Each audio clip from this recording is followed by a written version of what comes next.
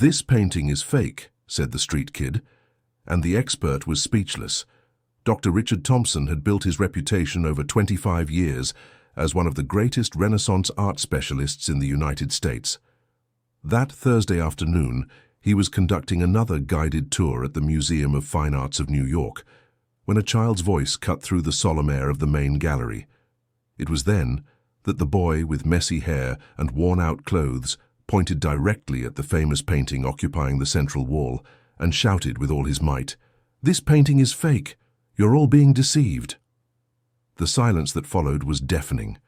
The 15 visitors on the school tour turned to look at the boy, who couldn't have been more than 11 years old. Dr. Richard felt the blood rush to his face.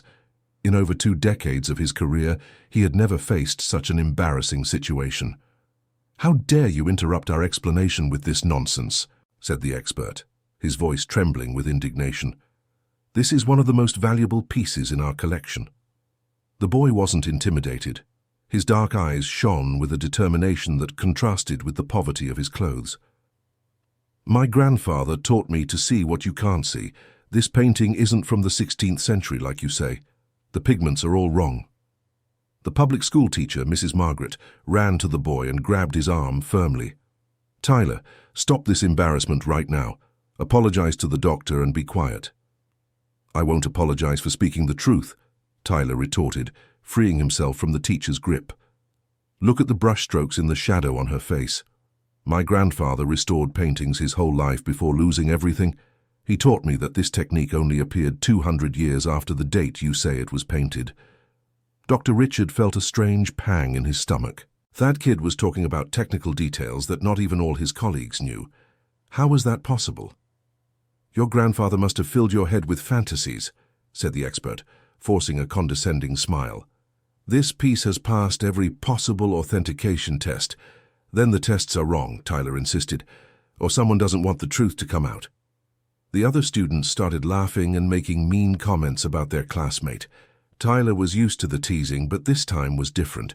This time he was absolutely sure of what he was saying. "Enough!" exclaimed Mrs. Margaret. "Tyler, you'll be suspended for a week for this unacceptable behavior." Dr. Richard watched the boy being dragged out of the gallery, but something about that child's determined look continued to bother him for the rest of the day. That night, for the first time in years, he couldn't sleep properly. The next morning, Tyler woke up before sunrise in the small room he shared with 3 other boys at St. Anthony's Shelter on the outskirts of New York. Despite the suspension, he had a plan. If no one wanted to listen, he would find a way to prove he was right himself. At 5 in the morning, when the streets were still empty, Tyler caught the first bus that would take him to the city center. He knew the museum opened at 9, but he also knew the cleaning crews arrived much earlier. During the 3 years he had lived on the streets before getting a spot at the shelter, Tyler had learned to observe the routines of important buildings. He knew the cleaning staff always entered through the back, and they often left the doors open while working. That's exactly what happened that morning. Tyler managed to sneak through the service corridors until he reached the main gallery. It was there that he found Mrs. Dorothy Wilson, a 62-year-old woman who had been cleaning those floors for over 20 years. "Boy, what are you doing here?" she asked, startled. "The museum is still closed." Tyler didn't lie. He told the whole story of the previous day, the humiliation he had gone through, and how his grandfather had taught him to see details that other people couldn't notice. "My grandfather was named William Carter," said Tyler, his eyes welling up. "He restored famous paintings at the Museum of Art of New York before he got sick. When he lost his eyesight because of diabetes, nobody wanted to hire him anymore. He died when I was 8, but before that, he taught me everything he knew." Mrs. Dorothy looked at the boy with compassion. She herself had lost a grandson the same age as Tyler in an accident, and this boy awakened in her a protective instinct she hadn't felt in years. "Was your grandfather William Carter?" she asked, surprised. "You knew him?" "Of course I knew him. He worked here before going to Moni. He was the best restorer I've ever seen in my life. He always said he could tell the age of paint just by its smell." Tyler felt his heart race. Finally, someone who had known his grandfather and could confirm he wasn't making up stories. "Mrs. Dorothy, "Have you ever noticed anything strange about that painting?" The woman looked around, making sure they were alone, and whispered, "Yes, I have.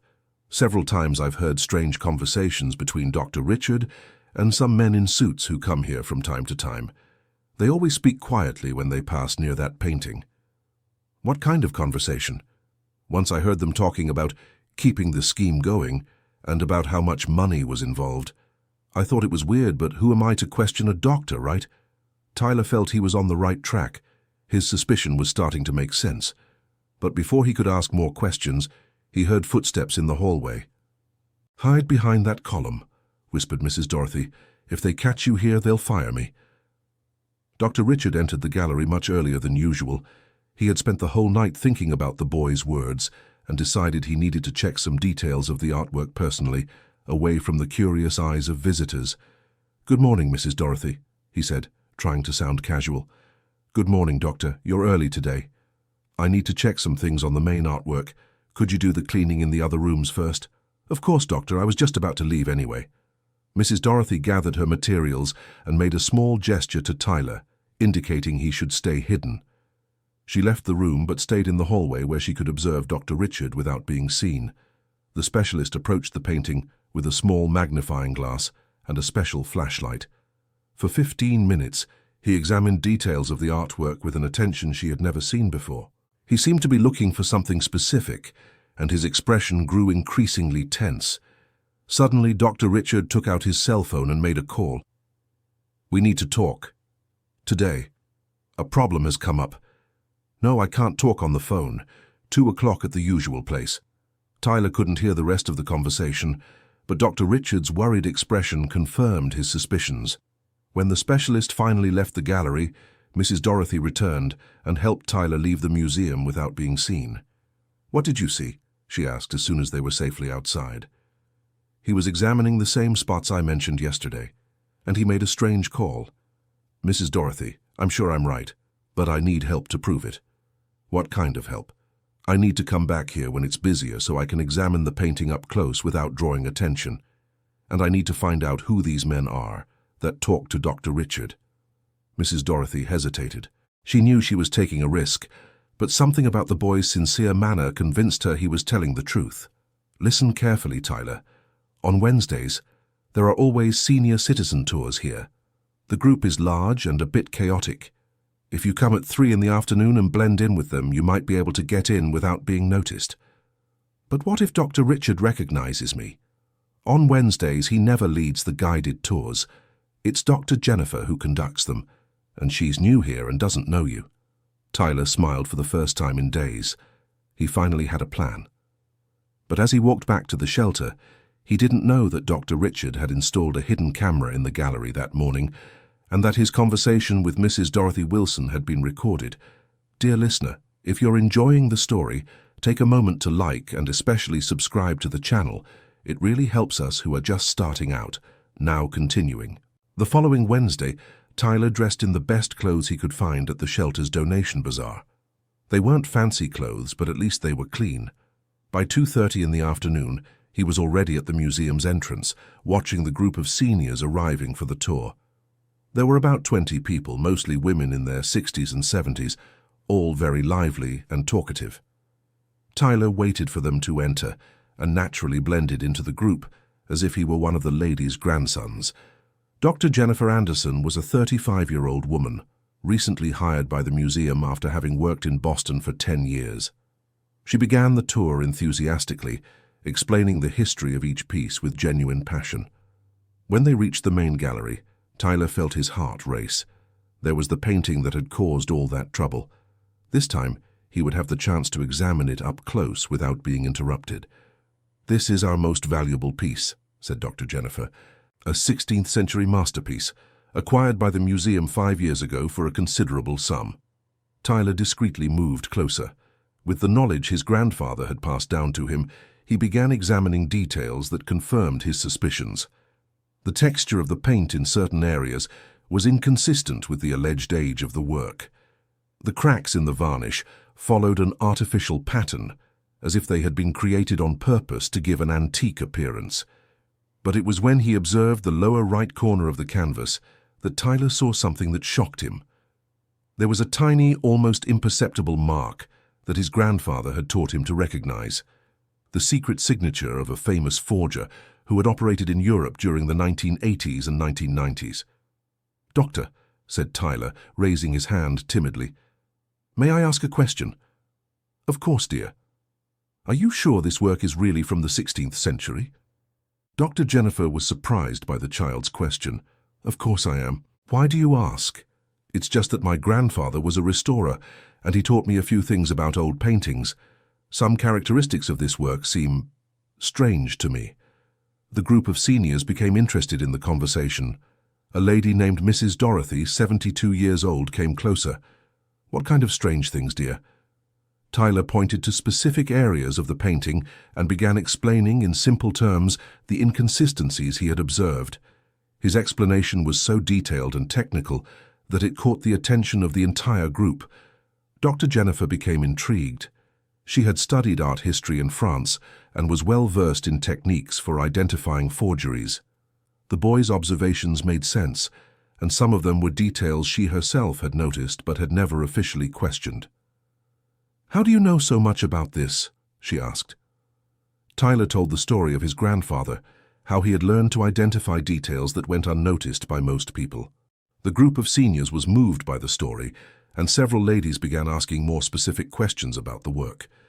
It was then that Mrs. Dorothy made an observation that would change everything. "You know, young man, my late husband worked with art insurance. He always said that when a valuable painting is sold, it needs to go through multiple authentication tests. Could the doctor show us the authentication certificates for this piece?" Dr. Jennifer hesitated. She had never asked to see those documents, assuming everything was in order when she was hired. "Well, those documents are kept in the administrative archives. It's not something we normally show during tours." "But they exist, right?" insisted Mrs. Dorothy. "I believe so. Dr. Richard was the one who coordinated the acquisition of the piece." Tyler and Mrs. Dorothy exchanged a meaningful look. The boy realized he had found an unexpected ally in that determined lady. After the tour ended, Mrs. Dorothy asked to speak privately with Dr. Jennifer.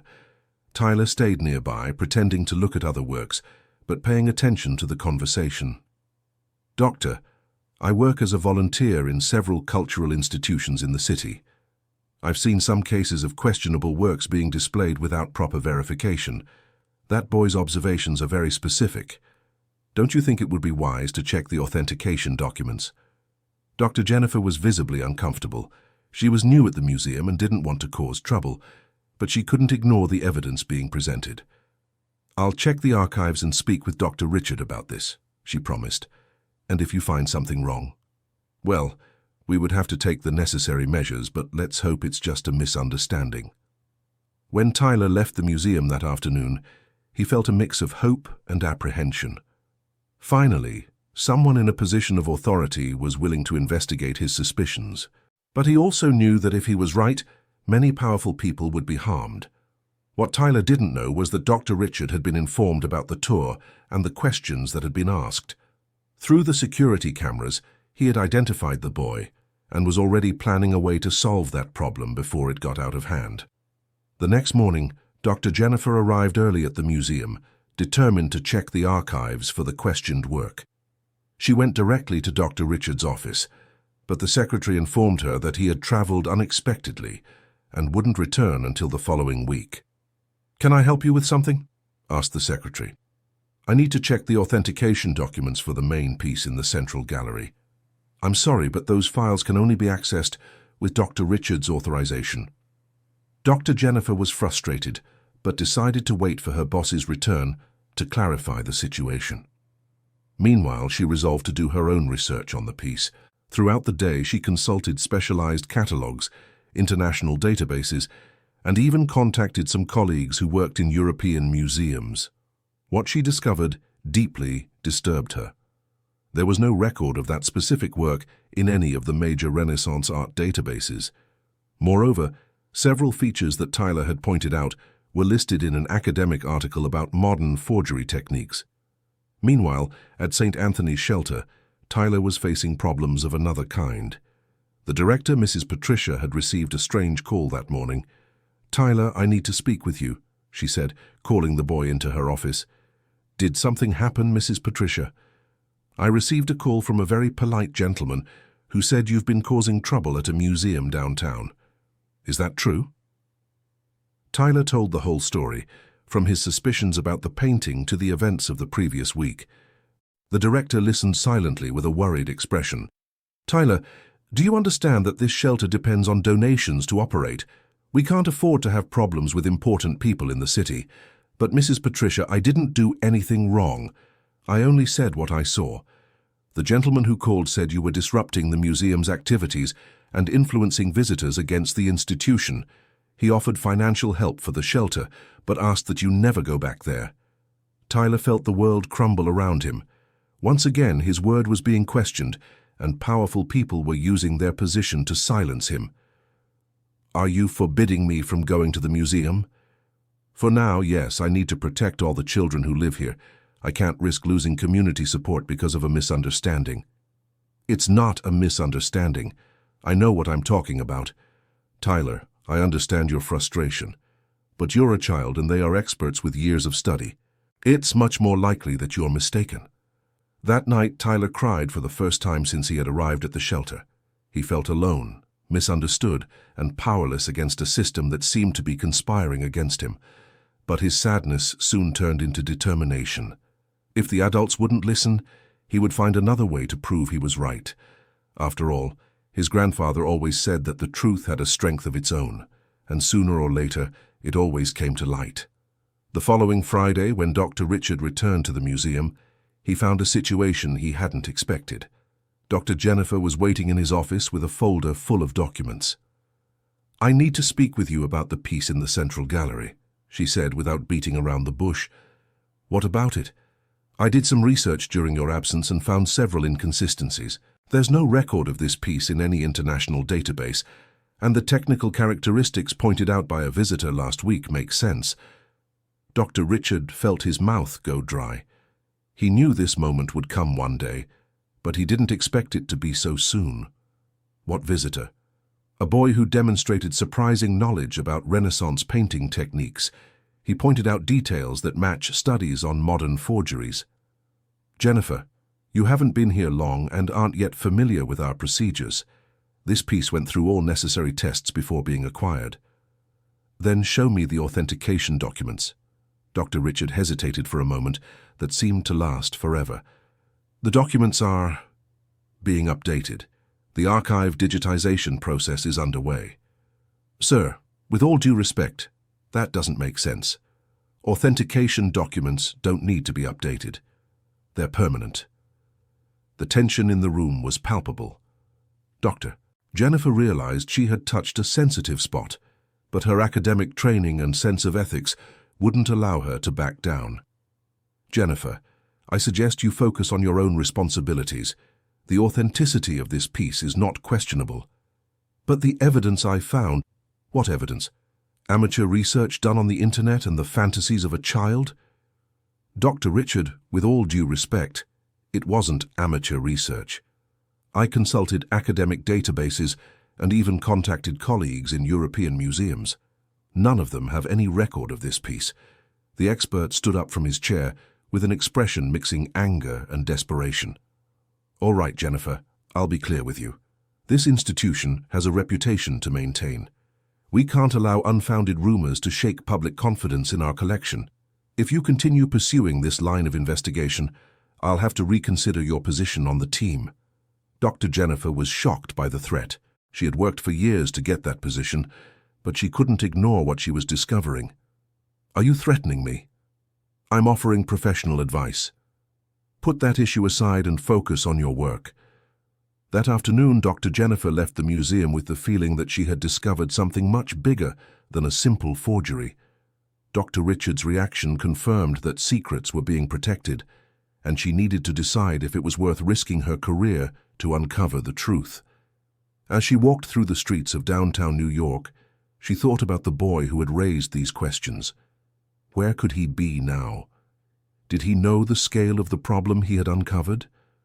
Tyler, for his part, hadn't given up on his plans. Despite the shelter director's prohibition, he kept thinking of ways to prove his suspicions. That's when he remembered someone who could help him, Mrs. Dorothy Wilson, the cleaning staff member who had believed him. On Saturday morning, Tyler left the shelter saying he was visiting a friend in the city. Technically, it wasn't a lie. He really considered Mrs. Dorothy Wilson a friend, even though he had only spoken to her once. He knew she lived in a housing project in the eastern part of New York, as he had overheard her talking with another employee about the long commute she made every day to work. With the few coins he had saved, Tyler took 2 buses until he reached the neighborhood where she lived. Finding her house wasn't difficult. Tyler asked several people until a neighbor pointed out the address. When he knocked on the door, Mrs. Dorothy Wilson could hardly believe her eyes. "Tyler, what are you doing here, boy?" "Mrs. Dorothy Wilson, I need your help. They're trying to silence me, but I know I'm right about the painting." The woman invited him in and prepared a hearty breakfast, while Tyler told her everything that had happened during the week. She listened in silence, shaking her head with indignation. "I knew they would try something," she said after Tyler finished his story. "Right after you left the museum on Monday, Dr. Richard ordered new cameras installed in the gallery. He also changed the cleaning route so I no longer go near that room. That proves he's hiding something. It proves it to us, but who's going to believe a cleaner and a shelter boy against a famous doctor?" Tyler lowered his head, feeling the weight of helplessness again, but Mrs. Dorothy Wilson placed her hand gently on his shoulder. "Listen here, boy. Your grandfather was an honest man, and I'm sure you've inherited that from him. If you say that painting is fake, I believe you, and we'll find a way to prove it." "How?" "I have a friend who works in the City Hall archives. She can get information about when that piece was purchased, and from whom. If we find out its origin, maybe we can find evidence." Tyler felt hope rekindle. Finally, he had someone who not only believed him, but was willing to actively help. "When can we look for your friend?" "Monday morning, but before that, you need to get back to the shelter before they notice you're missing. And Tyler." "Yes?" "From now on, don't tell anyone else about our investigation. If there really is something wrong, the people involved could be dangerous." Tyler agreed and returned to the shelter with a lighter heart. For the first time in a week, he had reasons to be hopeful. On Monday morning, while the other children were at school, Tyler told the director he wasn't feeling well and preferred to rest. Since he rarely got sick, Mrs. Patricia believed him and let him stay at the shelter. At 10 o'clock, Tyler slipped out discreetly and went to meet Mrs. Dorothy Wilson in the city center. Together, they went to an old City Hall building where Helen, Mrs. Dorothy Wilson's longtime friend, worked. Helen was a 58-year-old woman who had worked in the city's Cultural Heritage Department for over 20 years. When Mrs. Dorothy explained the situation, she immediately became interested. "Are you talking about the artwork that was purchased by the Museum of Fine Arts 5 years ago?" she asked. "Exactly. Do you remember anything about that purchase?" "I do remember, because at the time I found it strange. The documentation all came from a private gallery, and the amount paid was well above normal for works from that period." Tyler felt his heart race. They were finally getting to concrete information. "Can you show us the documents?" "I can, but I can't let you take anything. Everything has to stay here." For an hour they examined the papers related to the purchase of the artwork. Tyler didn't understand all the legal language, but Mrs. Helen explained every detail. The artwork had been purchased from a gallery called Anthony Roberts Classical Art, located in an upscale neighborhood of New York. The price paid was 2.5 million reais, an extraordinarily high amount for the museum's budget. "What caught my attention the most at the time," said Mrs. Helen, "was that the gallery provided only basic authentication certificates. Normally, for works of this value, we require multiple independent validations." "Why didn't you require them this time?" "Because the process was urgent. There was a tight deadline for the purchase, and Dr. Richard personally guaranteed the authenticity of the artwork." Tyler and Mrs. Dorothy exchanged meaningful looks. With each new piece of information, their suspicions were confirmed. "Mrs. Helen, do you know anything about this gallery?" "I know it closed less than a year after the sale. The owner, Anthony Roberts, moved abroad and was never seen around here again." "Isn't that strange?" "It's very strange. Reputable gallery owners don't just disappear after a major sale. Usually a sale of that caliber would make them even more well-known in the market. Tyler was absorbing all this information when Mrs. Helen made a revelation that shocked him even more. There's one more thing you need to know. 3 months ago, I received a call from a journalist asking about this same purchase. It seems someone else is investigating this story. A journalist? What journalist? I can't give you his name, but I can pass along his contact if you want to talk to him. Tyler could hardly believe it. Other people also suspected the authenticity of the artwork. This meant he wasn't crazy, and that his suspicions had merit. Dear listener, if you're enjoying the story, take a moment to like and especially subscribe to the channel. It really helps us who are just starting out. Now, continuing. That same afternoon, Tyler and Mrs. Dorothy met with the journalist at a discreet diner in the city center. His name was Daniel Patrick Morrison, and he worked as an investigative reporter for a major newspaper.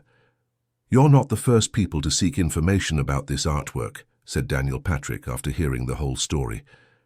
"For 6 months, I've been investigating a possible forgery ring that may involve several museums in the city." "A ring?" asked Tyler, surprised. "Yes. The Museum of Fine Arts case might just be the tip of the iceberg.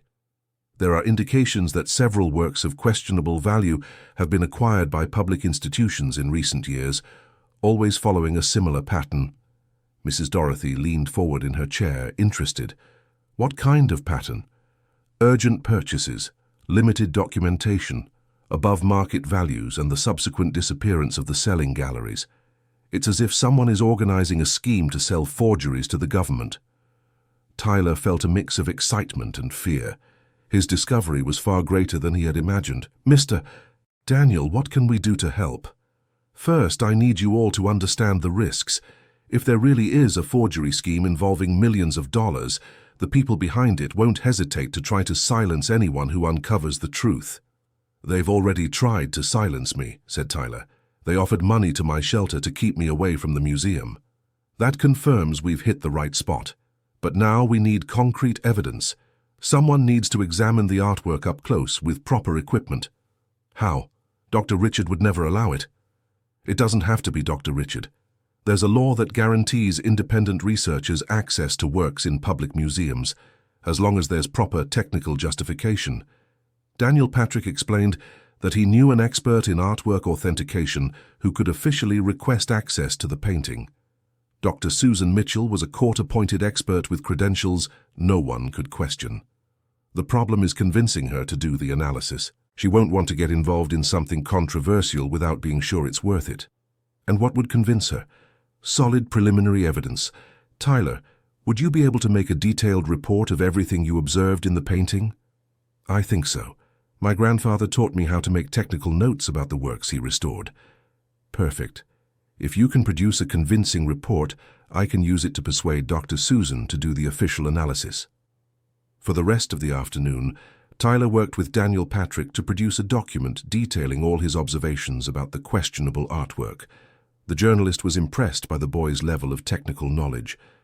"Your grandfather really taught you very well," he said. "This report is better than many I've seen from trained professionals." When they parted that night, Tyler felt he was finally on the right track, but he also knew the next few days would be crucial, and that his suspicions would soon be tested by real experts. Meanwhile, at the museum, Dr. Richard was growing increasingly nervous. He had discovered through his sources at City Hall that someone was investigating the purchase of the main artwork. Moreover, his secretary had intercepted a call from a journalist asking questions about authentication. That night he made an urgent call to a number he hadn't dialed in months. "We have a problem. Someone is asking questions about the 16th century work." "What kind of questions?" "Technical ones, and they involve journalists and City Hall employees." "Have you identified who's behind it?" "It started with a boy from St. Anthony's shelter, but now it seems other people have gotten involved." "A boy? How can a child threaten our operation?" "Because this boy knows things he shouldn't know, and he's convincing adults to investigate." There was a long pause in the conversation. "What do you suggest?" "We need to speed up our plans. If we wait much longer, The situation could get out of control. All right, let's meet tomorrow to decide the next steps. Dr. Richard hung up with the feeling that he was losing control of a situation he had carefully managed for years. An 11-year-old boy was threatening to unravel a scheme that had earned millions. The next morning, Tyler woke up with a strange feeling that something was different. The shelter director called him into her office right after breakfast. "Tyler, I've received a very interesting proposal for you," she said with a smile that tried to seem genuine. "What kind of proposal?" "A family from Philadelphia wants to meet you. They're interested in adopting you." Tyler froze. For years he had dreamed of the possibility of being adopted, but the timing of this proposal was very suspicious. "How did they hear about me?" "They said they heard about your case through a contact here in the city. They want to take you to spend a weekend with them, to see if there's a connection. And if I don't want to go?" Mrs. Patricia seemed surprised by the question. "Tyler, it's a unique opportunity. This family has excellent financial means and can give you a future we could never offer here." "But I like living here and I have important things to do in the city." What things could be more important than having a real family? Tyler didn't know how to respond. How could he explain that he was in the middle of an investigation that could expose a forgery ring? How could he say he didn't trust the coincidence of that adoption proposal? "Can I think about it for a bit?" "Of course. But they want an answer by tomorrow. The family will come to pick you up Friday morning." Tyler left the room with his head spinning. His intuition told him that adoption proposal was a way to get him out of New York exactly when his investigation was progressing. That afternoon during free time, he managed to discreetly leave the shelter and went to look for Mrs. Dorothy at the museum. He needed to tell her about the supposed adoption and ask for her opinion. "Tyler, you can't go," she said without hesitation. "It's obvious they're trying to get you out of the city so you'll stop investigating. But what if it's a real opportunity? What if I'm being paranoid? After everything we've discovered? Young man, there's no such thing as coincidence. Someone is trying to get you away because your investigation is bothering the right people." "What should I do?" "If I refuse, the director will get suspicious. You'll agree to go, but you won't stay there. As soon as you arrive in Philadelphia, you'll find a way to escape and return to New York." "Escape? Mrs. Dorothy, that's dangerous." "More dangerous than letting them isolate you when we're close to discovering the truth." Tyler knew she was right, but the idea of running away from a family that supposedly wanted to adopt him stirred deep feelings. Part of him still hoped it was real. What if they really want to adopt me? What if I'm wasting a chance to have a family? Mrs. Dorothy held the boy's hands affectionately. "Tyler, look at me. If this family really wanted to adopt you, they would have contacted you through normal channels, gotten to know you gradually, let you choose.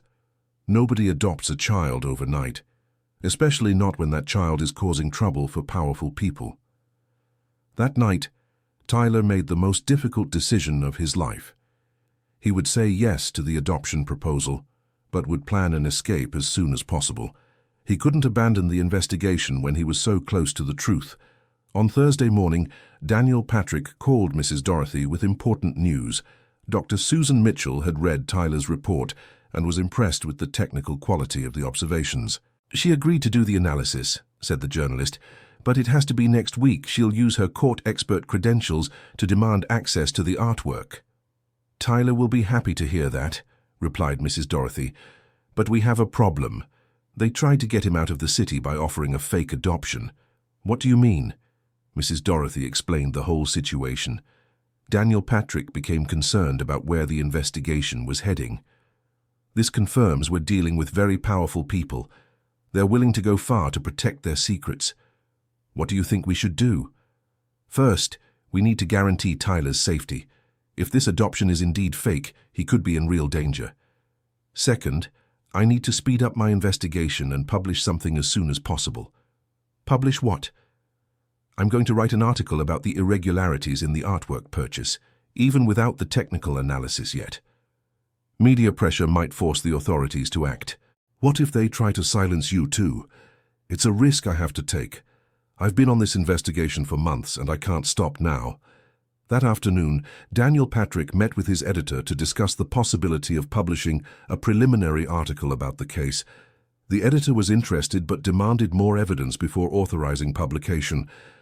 "An accusation of forgery against a public museum is very serious," said the editor. "We need to be absolutely certain before publishing anything. I have documents from the City Hall showing irregularities in the purchase and a detailed technical report done by someone with proven expertise." Someone with proven expertise? Who? Daniel Patrick hesitated. He knew that revealing his main evidence came from an 11-year-old boy would significantly weaken the case. A descendant of a recognized restorer, someone with family technical training. It wasn't exactly a lie, but it wasn't the whole truth either. The editor accepted the explanation and gave Daniel Patrick permission to continue investigating, promising a decision on publication within a week. Meanwhile, Tyler spent his last night at the shelter planning his escape. He had studied the map of Philadelphia and identified bus routes that would take him back to New York. He had also saved all the money he managed to collect over the past months. His biggest concern was for the other boys at the shelter. If his escape caused problems for the institution, he would feel guilty, but he knew he had no choice. On Friday morning, an elegant couple arrived at the shelter in a luxury car. The man introduced himself as Dr. Michael Davis, a doctor, and the woman as his wife, Dr. Rebecca Davis, a lawyer. They seemed genuinely interested in meeting Tyler. "We were very moved by your story," said Dr. Rebecca. "We've always wanted to adopt a child, and when we heard about your case, we felt it would be perfect." Tyler watched them carefully, looking for signs of falsehood. But the couple seemed sincere, which made him even more confused about his suspicions. During the trip to Philadelphia, they talked about various subjects. Tyler was surprised when Dr. Michael showed knowledge about art and restoration. "My father also worked with restoring old artworks," said the doctor. "I know what it's like growing up hearing stories about paintings and artistic techniques." Was Tyler wrong? Did that family really want to adopt him, and was he being paranoid? When they arrived at the house in Philadelphia, Tyler was impressed. It was a large, well-decorated residence with a huge library and several artworks on the walls. For the first time in weeks, he allowed himself to dream of the possibility of a different life.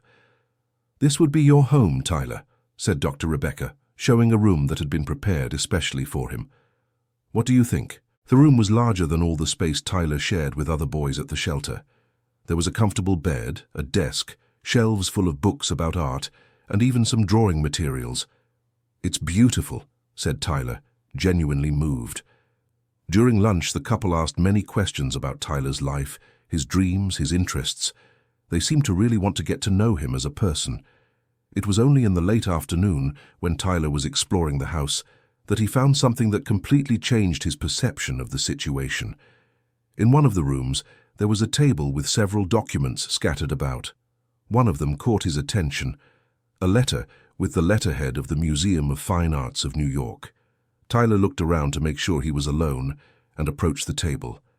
The letter was addressed to Dr. Michael Davis was talking about procedures to resolve the situation of the minor Tyler Johnson.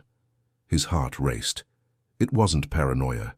That adoption was indeed a plan to get him out of New York. Dr. Michael and Dr. Rebecca were involved in the scheme, or at least were being used to distance him from the investigation. Tyler photographed the document with the cell phone Mrs. Dorothy had lent him and returned to the room that had been prepared for him. He needed to plan his escape for that same night. During dinner, he forced himself to act normally, asking questions about the family's routine and showing interest in life in Philadelphia. The couple was visibly pleased with his reactions. "So, Tyler, what do you think about staying with us for a few more days?" asked Dr. Michael. "We could get to know each other better before making any final decisions." "I'd like that very much," lied Tyler. "But could I call the shelter to let them know I'm okay?" "Of course," said Dr. Rebecca. "You can use the phone in the living room after dinner."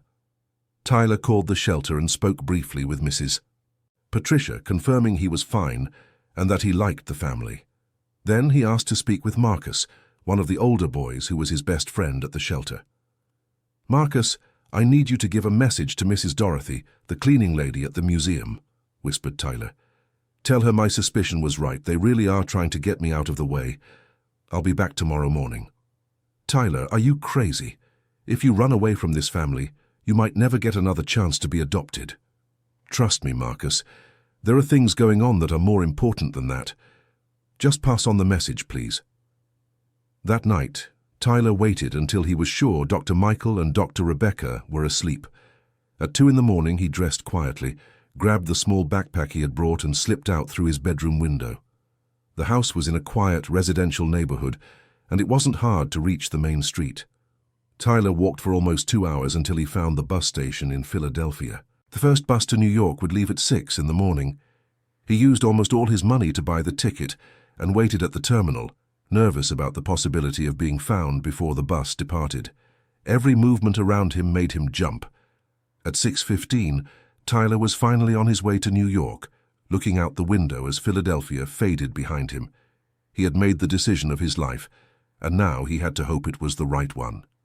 When he arrived in the state capital around 8 in the morning, Tyler went straight to look for Mrs. Dorothy. She wouldn't be at the museum at that hour, so he went to her house in the eastern part of the city. Mrs. Dorothy almost fainted when she saw Tyler knocking on her door. "Boy, you're crazy. Running away from a family that wanted to adopt you." "They didn't really want to adopt me," interrupted Tyler, showing her the photo of the document he had found. "Look at this." Mrs. Dorothy read the document with growing indignation. "Sons of bitches," she exclaimed. "Sorry for the language, Tyler, but these people are criminals. They used you like you were an object." "What do we do now? They'll find out I ran away and might come looking for me." "First, you can't go back to the shelter. If they're really involved in this, they'll try to get you there. Second, we need to tell Daniel Patrick immediately." Mrs. Dorothy called the journalist, who was shocked to hear about Tyler's escape and the evidence he had found. "This changes everything," said Daniel Patrick. "Now we have proof that there really is a conspiracy to silence you. I'll speed up the publication of the article." "And Tyler? Where will he stay?" "He can stay at my place for a few days until we sort this out, but first we need to make sure Dr. Susan does the analysis of the work as soon as possible." That afternoon, as Tyler hid at Daniel Patrick's house, a series of events began to accelerate. Dr. Michael and Dr. Rebecca noticed the escape and immediately called Dr. Richard to inform him that the problem had gotten away. Dr. Richard panicked. With Tyler loose in the city and possibly still investigating, the entire operation was at risk. He decided it was time to take more drastic measures. That same afternoon, Mrs. Dorothy Wilson was called into the museum administration office and informed that she was being transferred to a role in another building, effective immediately. "But why?" she asked. "I've always worked well here." "It's administrative matters," replied the supervisor, offering no further explanation. "Your belongings must be removed today." Mrs. Dorothy Wilson knew that transfer was no coincidence. Dr. Richard was eliminating all of Tyler's allies within the museum. Meanwhile, Dr. Jennifer received an unexpected call. It was Dr. Susan Mitchell, the expert who would analyze the artwork. "Dr. Jennifer, I received a very interesting report about one of your museum's works. I need to schedule a visit to conduct some technical examinations." "What report?" "Very detailed technical observations about possible inconsistencies in a Renaissance piece. The author demonstrates impressive knowledge. Can you tell me who wrote it? I can't reveal the source, but I can say the observations are technically sound. When can I come to the museum?" Dr. Jennifer felt a mix of excitement and apprehension. Finally, someone with official credibility would investigate her suspicions. "Whenever you'd like, but I need to inform you that we'll have to coordinate with Dr. Richard." "Actually, we won't. I have a court order to examine works in public museums when there are suspicions of irregularities. It's standard procedure." "A court order?" "Yes, based on preliminary evidence I received. Can it be Monday morning?" Dr. Jennifer agreed, but grew worried about how Dr. Richard would react when he found out about the visit. She decided not to inform him until the last moment. Over the weekend, Tyler stayed at Daniel Patrick's house, helping the journalist prepare the story that would be published. They organized all the documents and evidence they had collected. "Tyler, I want you to understand something." Daniel Patrick said on Sunday evening. "When this story is published, there's no turning back. Your life will change completely, for better or worse." "What do you mean?" "If we're right, you'll be recognized as the boy who uncovered a multi-million-dollar forgery scheme. That could open incredible doors for your future. But if we're wrong, we'll be in the worst possible situation." "Exactly. That's why I need to be sure you want to go through with this." Tyler thought of his grandfather, the lessons he'd learned about integrity and courage. He thought of all the times he'd been humiliated for speaking the truth. And he thought about the possibility that other kids like him might be silenced in the future if he gave up now. "I want to continue," he said firmly. "My grandfather always said the truth was more important than anything." "Then tomorrow morning, while Dr. Susan examines the artwork, I'll publish the story. No matter what happens next, the truth will be out." Dear listener, if you're enjoying the story, please take a moment to like and especially subscribe to the channel. It really helps us out as we're just getting started. Now, continuing. On Monday morning, Dr. Richard arrived at the museum and encountered a situation he hadn't expected. Dr. Susan Mitchell was already in the main gallery, setting up sophisticated equipment to examine the questioned artwork. "What's going on here?" he asked, visibly upset. "Dr. Richard, this is Dr. Susan Mitchell, a court-appointed expert," explained Dr. Jennifer.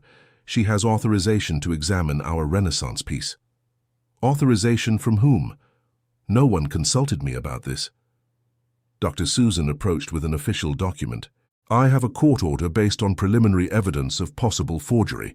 You may challenge the authorization, but that would result in a legal process that would certainly be far more damaging to the museum's image." Dr. Richard read the document with trembling hands. He knew he couldn't prevent the analysis without raising even greater suspicions. What preliminary evidence? "A very detailed technical report about inconsistencies in the piece. The observations are surprisingly precise." "Who made this report?" "I cannot reveal the source during the investigation, but I can say the person demonstrates impressive technical knowledge about Renaissance art and forgery techniques." Dr. Richard felt the ground disappear beneath his feet. He knew exactly who had made those observations, and now he was cornered. Over the next 3 hours, Dr. Susan conducted ultraviolet light examinations, pigment analysis, carbon dating of small samples, and high-resolution photography of microscopic details of the piece. With each test, her expression grew more serious. Dr. Jennifer watched everything with growing fascination, while Dr. Richard tried to maintain his composure but was visibly sweating. "Dr. Richard, I need to ask some questions about the acquisition of this piece," said Dr. Susan after finishing the examinations. "What kind of questions? Who were the experts who performed the initial authentication? May I see all the documents from the purchasing process?" "The documents are being digitized. Dr. Richard, this is an official investigation. I cannot accept administrative excuses. I need to see all the documentation today."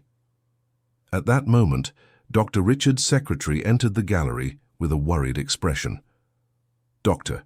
Richard, there's a journalist in reception wanting to speak with you about an article being published today about the museum." Dr. Richard felt he was completely losing control of the situation. Daniel Patrick had kept his promise and was about to make everything public. "Tell him I'm not available," he replied. "Sir, he said he'll publish the article regardless, but wanted to give you the opportunity to comment." Dr. Susan became interested in the conversation. "What article?" The secretary hesitated, looking at Dr. Richard. "You may speak," said Dr. Susan. "I'm also an authority in this case. About irregularities in the museum's purchase of a piece. The journalist has documents from the City Hall and a detailed technical report." Dr. Susan and Dr. Jennifer exchanged glances. It was clear the investigation was much bigger than they had imagined. "Dr. Richard, I think you'd better speak with this journalist," suggested Dr. Susan, "and take the opportunity to explain the irregularities I've just discovered in my examinations." "What irregularities?" "This piece is not from the 16th century. The pigments used were only developed in the 20th century. The paint layers show artificial aging techniques, and I found the mark of a known forger who operated in Europe between 1980 and 2000. The silence that followed was deafening. Dr. Richard knew there was no longer any way to deny or stall. His 25-year career was over. It's possible there was some error in the initial authentication, he murmured. Error? Said Dr. Susan with indignation. Dr. Richard, this is an obvious forgery to any competent expert. It couldn't have passed through a serious authentication. Or there never was a serious authentication, added Dr. Jennifer, who finally understood the extent of the problem. At that moment, Daniel Patrick entered the gallery, accompanied by 2 plainclothes police officers and a court official. "Doctor, Richard Thompson?" asked one of the police officers. "You need to come with us to give statements about irregularities in acquiring artworks for public museums." Dr. Richard looked around, seeing his reputation and career crumbling before his eyes. But his greatest humiliation was yet to come. Daniel Patrick approached with a recorder. "Doctor, would you like to comment on the findings made by Tyler Johnson, an 11-year-old boy who was the first to identify that this artwork was fake?" The mention of Tyler's name was like a punch in the stomach for Dr. Richard. A child had brought down a scheme he had carefully built over years. "No comment," he said, as he was escorted by the police. Meanwhile, at Daniel Patrick's house, Tyler watched the first reports about the scandal on television.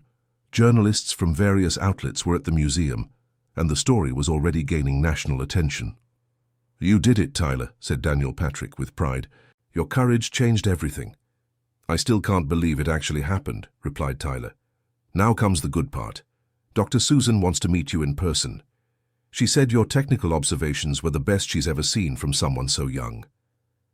That afternoon, Tyler went to the museum accompanied by Daniel Patrick and Mrs. Dorothy Wilson, who had been reinstated immediately after Dr. Richard's arrest. Dr. Susan was waiting for him in the gallery, along with Dr. Jennifer and several other experts. "So you're the famous Tyler," said Dr. Susan with a warm smile. "Your observations were absolutely precise. How did you learn so much about art?" Tyler told the story of his grandfather, the lessons he had received during childhood, and how he had developed his passion for art and restoration.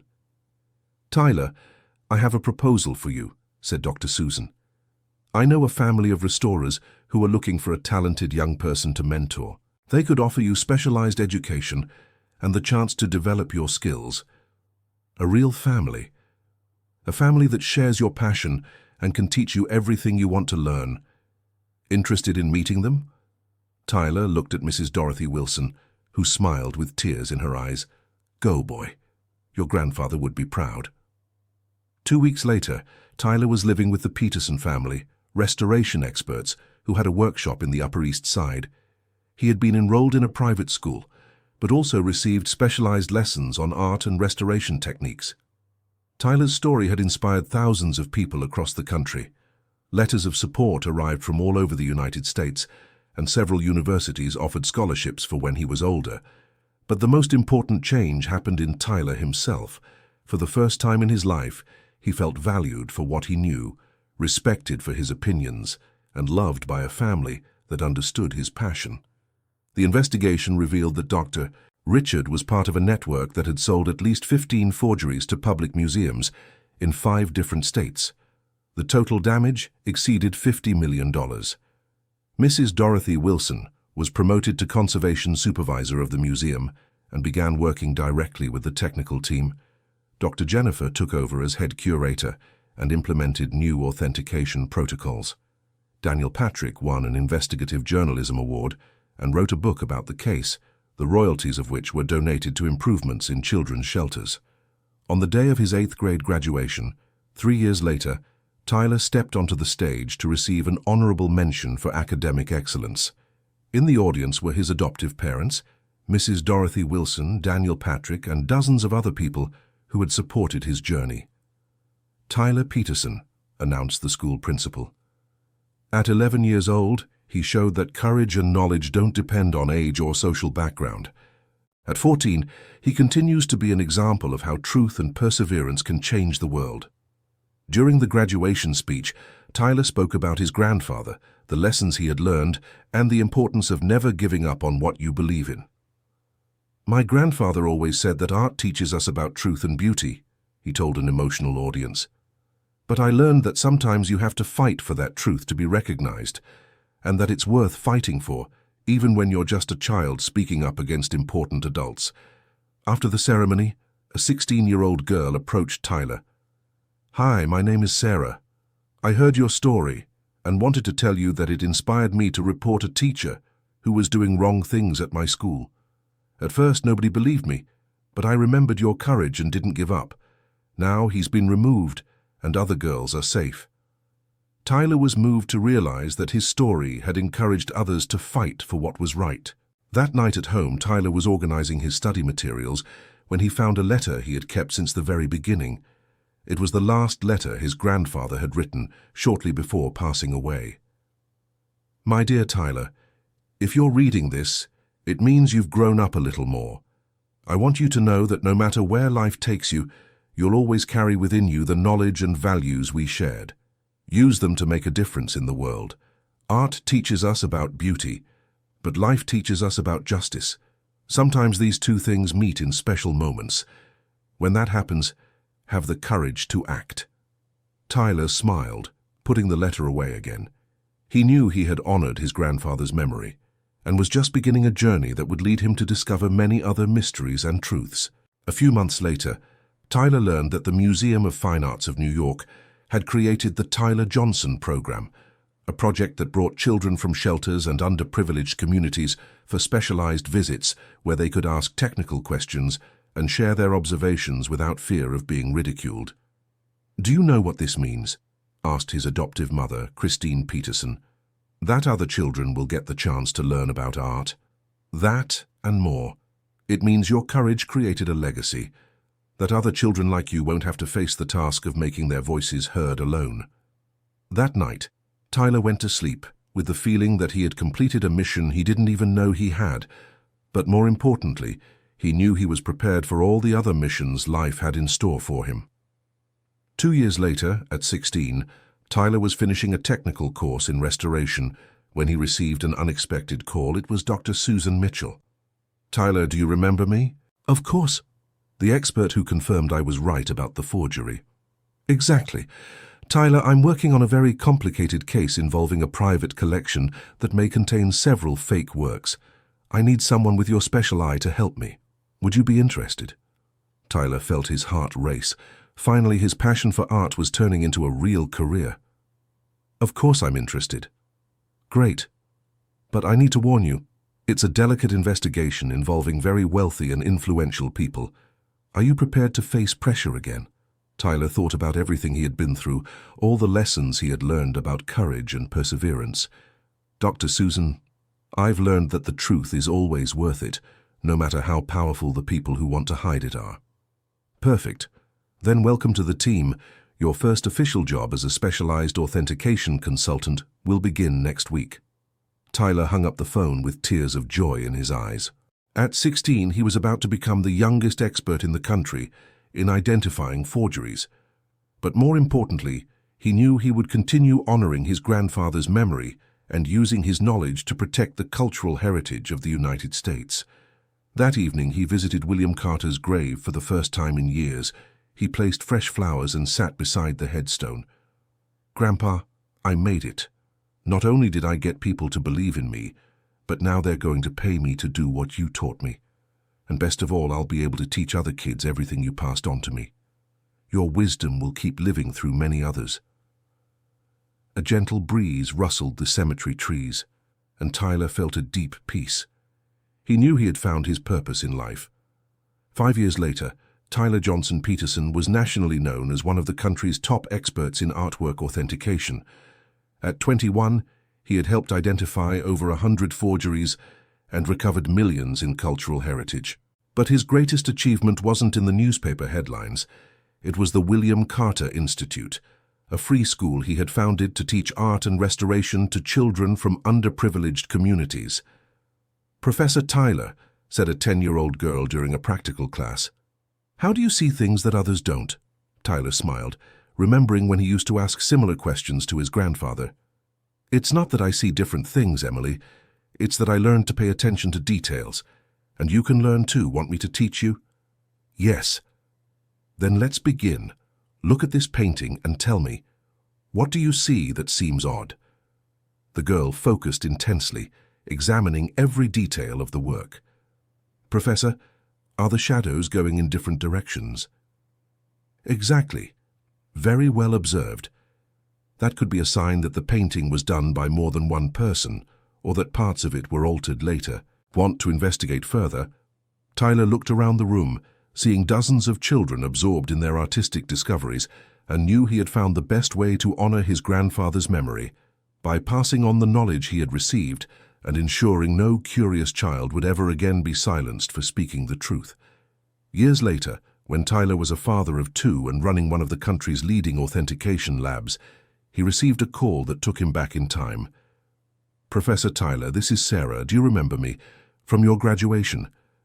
Of course I remember. The girl who reported the teacher at school.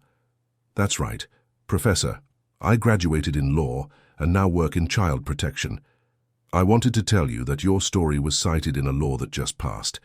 It's now mandatory for all institutions to have safe channels for children to report misconduct without fear of retaliation. Tyler felt deep emotion. His childhood courage had transformed into protection for other children in similar situations. Sarah, that's wonderful. I'm happy to know our fight had such a big impact. Professor, there's something I've wanted to tell you since back then. When I was being abused and all the adults doubted my word, remembering your story gave me strength to keep fighting. You saved much more than artworks. You saved lives. Tyler hung up the phone with tears in his eyes. He realized his grandfather's legacy had multiplied in ways he could never have imagined. Every person who had found courage through his story was spreading that courage to others. That afternoon, Tyler went to his office and began writing his memoirs.